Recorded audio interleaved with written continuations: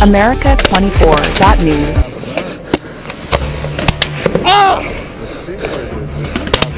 Fuck! No!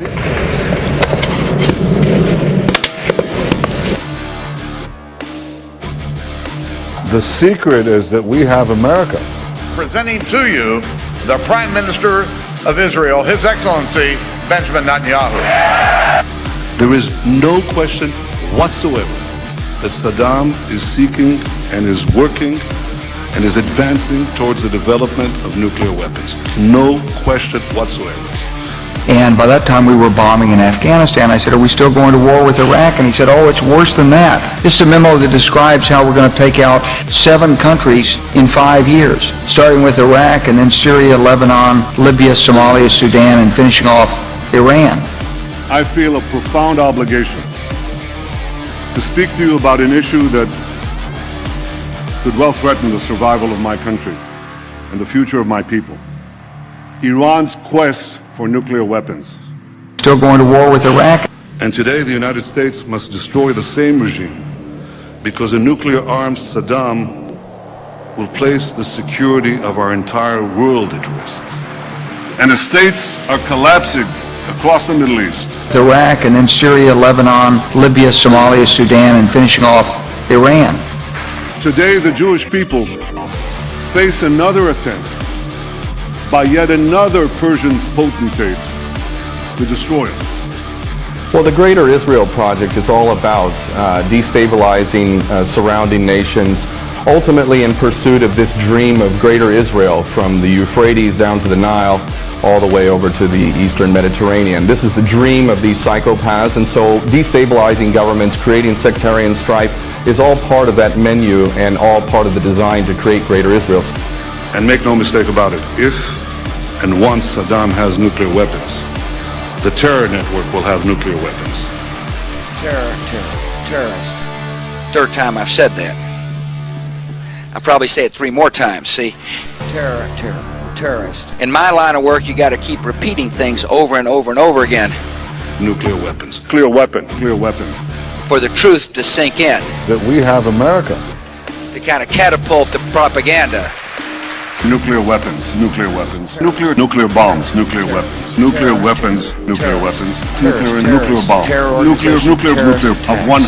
nuclear bombs. Nuclear arsenal. Nuclear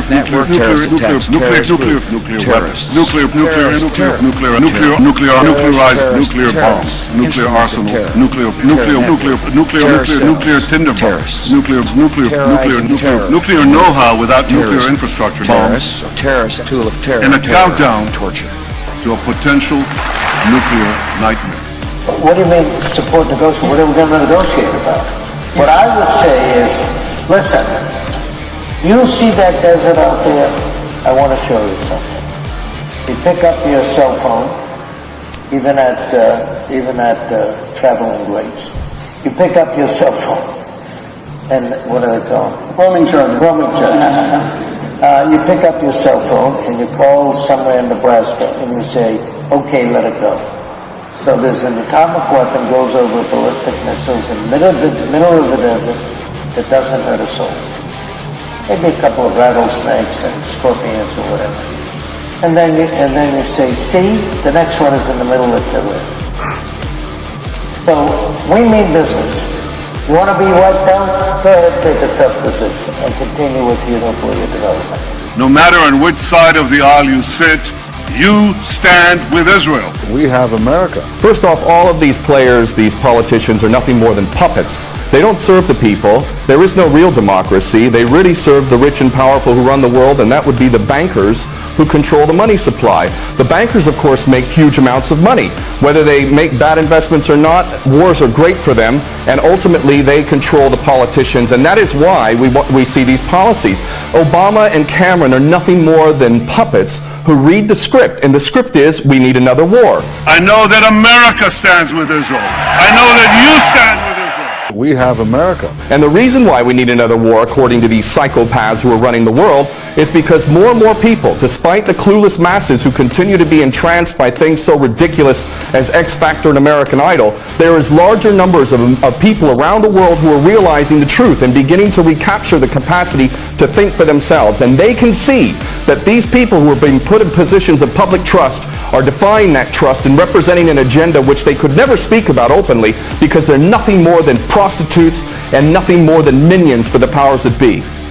Before Iran completes the second stage of nuclear enrichment necessary to make a bomb, before Iran gets to a point where it's a few months away or a few weeks away from amassing enough enriched uranium to make a nuclear weapon. The Pentagon, U.S. intelligence community, they're saying Iran does not have a nuclear bomb and hasn't decided whether or not to build a nuclear bomb. The ideology of Iran's revolutionary regime is deeply rooted in militant Islam. And that's why this regime will always be an enemy of America. You know, that land over there is yours. You'll go back to it one day because your fight will prevail and you'll have your homes and your mosques back again because your cause is right and God is on your side. There is no question whatsoever that Saddam is seeking and is working and is advancing towards the development of nuclear weapons. Those weapons of mass destruction got to be somewhere.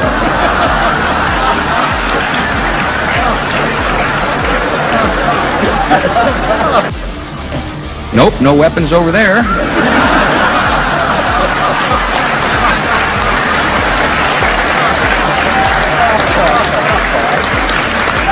Maybe under here. If you take out Saddam's regime, I guarantee you that it will have enormous positive reverberations on the region. Ashley Hageman says her husband Jared tried to come to grips with what he'd seen and done on 8 deployments in Iraq and Afghanistan and told her That there's no way that any God would forgive him, that he was going to hell. He couldn't live with that anymore. on June 28th, Ashley says her husband took a gun and shot himself in the head on base.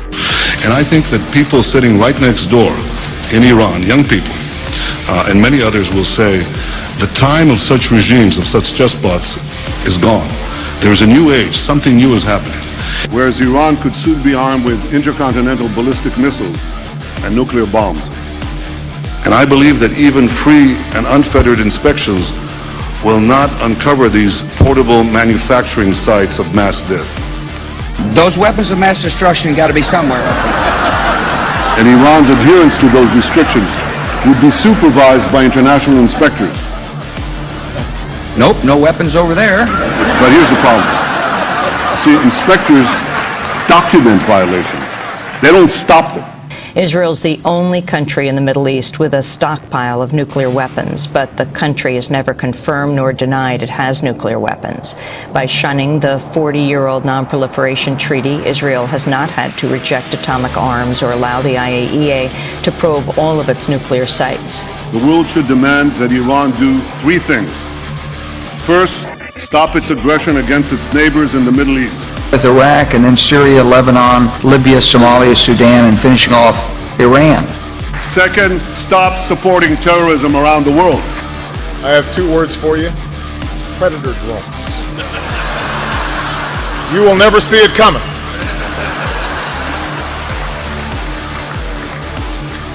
You think I'm joking?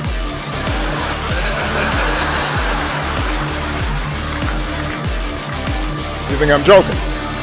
A man's got to do what a man's got to do. And third, stop threatening to annihilate my country, Israel. The United States in particular, Israel and Britain are the biggest terrorists on the planet. So our little junior partners in Al-Qaeda, which is nothing more than a CIA database, thus the name Al-Qaeda, This is nothing more than a group of terrorists working together, each playing one different role, but all of them working together for the same goal, which is to maintain this hideous and sick and twisted, unjust world that we have, which is a perpetual state of war. Always one illusion, one boogeyman after another. But the fact is, Obama is nothing more than a puppet war criminal, just like his predecessor and every other U.S. president before him. So please don't tell people out there that the U.S. is not involved. It's directly involved, and it is arming people who are absolute psychopaths. I mean, let's remember here, the people we are fighting today, we funded 20 years ago. And today the United States must destroy the same regime because a nuclear-armed Saddam will place the security of our entire world at risk. War criminal! War criminal! War criminal! Arrest this man! Arrest the war criminal! I wish I had some handcuffs right now to arrest this man! He is responsible for the death of millions of people! War criminal! Arrest this man! War criminal! War criminal! Arrest this man! War criminal! You're protecting a man responsible for the deaths of millions of Iraqis! Shame on you! Shame on you! Shame on you! War criminal! Here comes the war criminal, Donald Rumsfeld! War criminal! He killed people in Iraq! War criminal! Donald Rumsfeld! War criminal! I'll tell you one thing, unlike America, Israel seems to be able to fight wars very quickly.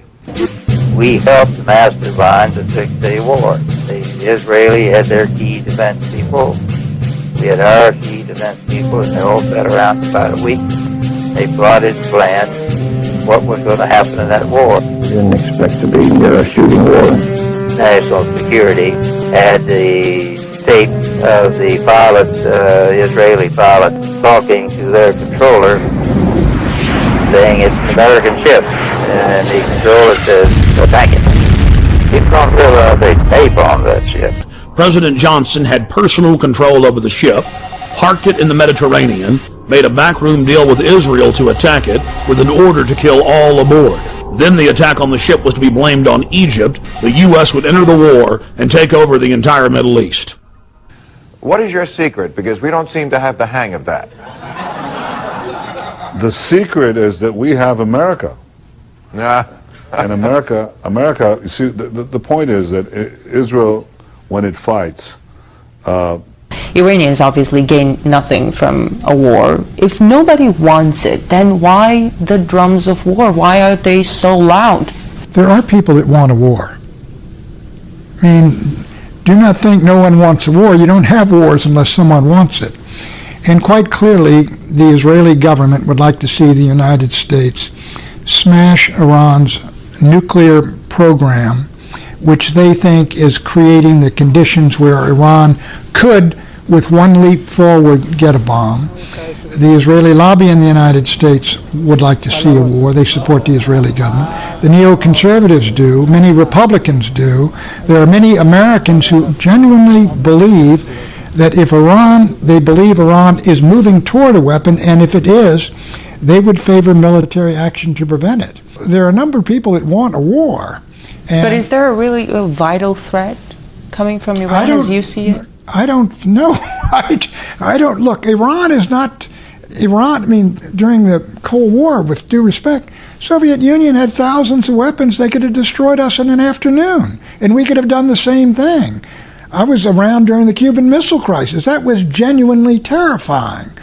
But Iran doesn't frighten me, and I don't think it should frighten the American people. They don't have a bomb. They haven't made a decision to build one. They don't have the means to deliver one. And the Israelis have 300 atomic bombs. Help me! I'm hit! I'm hit! I'm hit! I'm hit! I'm hit!